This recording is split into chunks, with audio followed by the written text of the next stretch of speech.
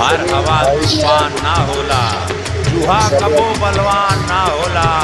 ए प्यार वालन से कहता ए हसीना, चट्टान से टकराइल आसान ना होला।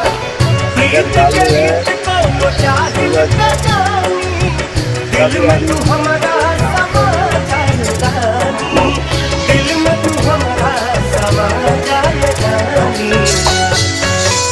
छूके दहिया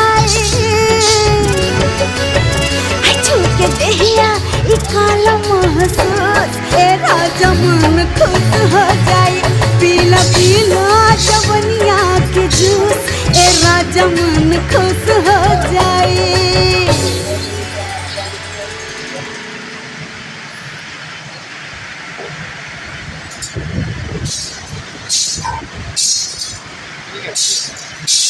वीडियो